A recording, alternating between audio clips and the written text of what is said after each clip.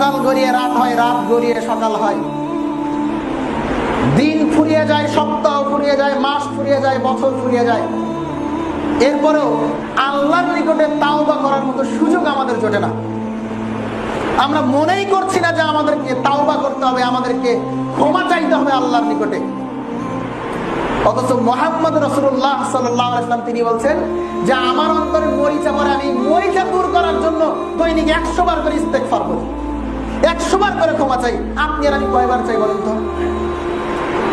আমাদের অন্তর তো মুহাম্মদ রাসূলুল্লাহ সাল্লাল্লাহু আলাইহি ওয়াসাল্লামের অন্তরের চাইতেও আরো বিশুদ্ধ। কি বলেন? আমাদের অন্তরে মরিচা ধরে না, আমাদের অন্তরে মরিচা পড়ে না, তাই তো আমরা তাওবা করি না।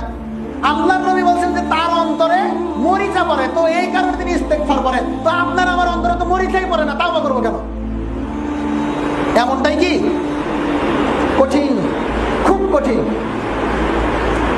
যদি মুহাম্মদ রাসূলুল্লাহ সাল্লাল্লাহু আলাইহি সাল্লামকে দৈনিক 100 বার করে ইস্তেগফার করতে হয়, তাহলে আপনাকে আমাকে কি গতিতে ইস্তেগফার করতে হবে একটু কল্পনা করেছেন কি? একটু চিন্তা ভাবনা হয় কি? একটু কি বালিশে মাথা রেখে আপনি ভেবেছিলেন কখনো আজকের সারা দিনটা আপনি কিভাবে অতিবাহিত করলেন? রাতেও ঘুমাচ্ছেন, কিভাবে ঘুমাচ্ছেন তাও আপনি জানেন না। ক্ষমা চাওয়ার সুযোগ কি আপনার জোটে না? সিলসিলা সহিহ